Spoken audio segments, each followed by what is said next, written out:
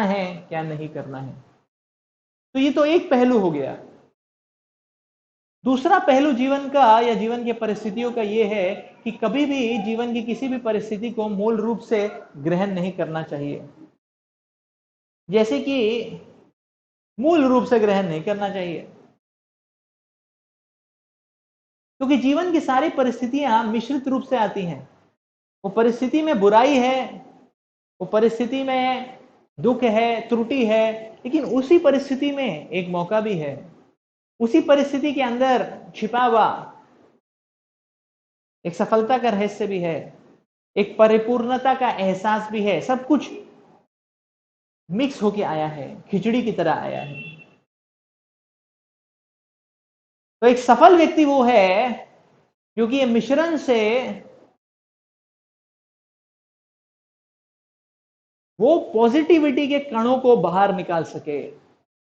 तो जिस प्रकार से हम देखते हैं, जब हम माइंस में जाते हैं तो अलग अलग दुर्लभ पदार्थ जैसे कि सोना, चांदी, हीरा, उन सब के माइंस होते हैं, खान होती है।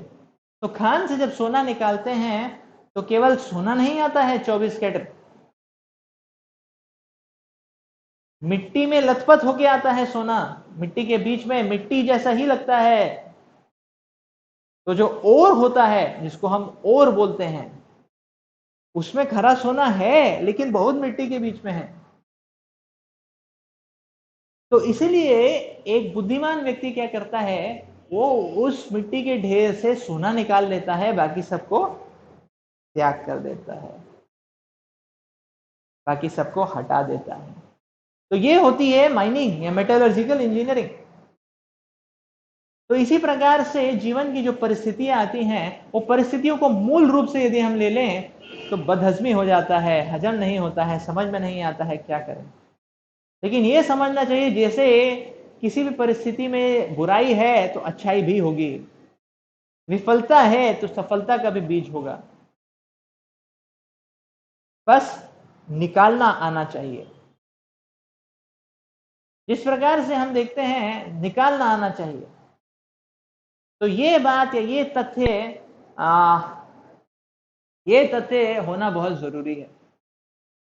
या और एक उदाहरण देखेंगे तो हम बोल सकते हैं, जैसे रेडियो होता है। अब रेडियो में कई चैनल में, अलग अलग चैनल में अलग अलग प्रसारण हो रहे हैं।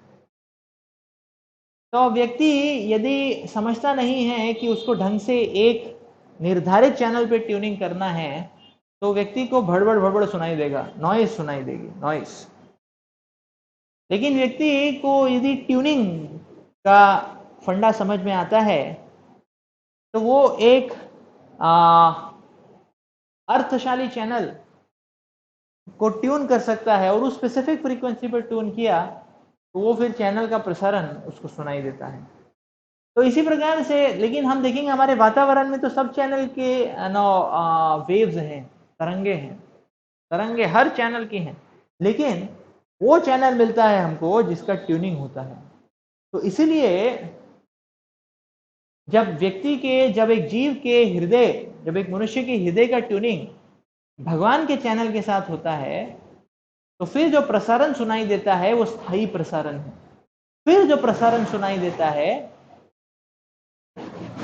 वो पवित्र प्रसारण है। वो हर चीज को पवित्र करने वाला प्रसारण है, वो खुशहाली देने वाला प्रसारण है, वो प्रेम का अनुभूति कराने वाला प्रसारण है, वो सफलता का अनुभूति कराने वाला प्रसारण है। तो ये बात समझ में आनी चाहिए कि जीवन की परिस्थितियों को कभी भी मूल रूप से नहीं लेना है। उसमें अच्छाई को ढूंढना है, मौका को ढूंढना है। उसमें कहाँ भगवान के का हाथ कहाँ है, भगवान की कृपा कहाँ छुपी हुई है उस परिस्थिति में, उसको ढूंढना है। और ये ढूंढ हम सकते हैं, हमारी क्षमता है, ये हम प्रैक्टिस से ढूंढ सकते हैं। तो जब हम भगवान के दिव्य उपदेश का पालन करेंगे तो वो है, तो भगवान के दिव्य उपदेश, भगवान का जो जीवन शैली है, भगवान एक भक्त का जो जीवन शैली है, भगवान के ऊपर समर्पित शरणागत जीवन शैली, वही है मेटलर्जिकल प्रोसेस। ये कोर को ओर से निकालने का मेटलर्जिकल प्रोसेस। तो शास्त्र में उल्लेख आता है, वर्णन आता है कि माया जो है अंधकार की तरह है। तो हम देखेंगे जिस प्रकार से जैसे जैसे व्यक्ति के हृदय में काम वासनाएं अनर्थ बढ़ते जाते हैं, काम क्रोध लोभ मोह मत्सर्य मद वो बढ़ता चला जाता है, व्यक्ति का जो दृष्टिकोण है वो आच्छादित होता जाता है। और जिस प्रकार से जब दृष्टिकोण आच्छादित होता जाता है तो व्यक्ति को कुछ दिखाई नहीं देता, अंधकारमय जीवन हो जाता है। अंधकारमय जीवन में व्यक्ति कहीं भी जाएगा ठोकर खाएगा। लेकिन जब व्यक्ति भगवान को शरणागत हो जाता है, भगवान के सामने अपने हाथ जोड़ता है, तो ऐसा व्यक्ति फिर कनेक्ट हो जाता है सूर्य से। तो भगवान सूर्य के समान है। वर्णन आता है कृष्ण सूर्य समा, माया है अंधकार, जहां कृष्ण तहां नहीं माया अधिकार। तो वर्णन आता है कि जहां पे कृष्ण है, कृष्ण सूर्य की तरह है, माया है अंधकार की तरह, अंधकार में कुछ दिखाई नहीं देता।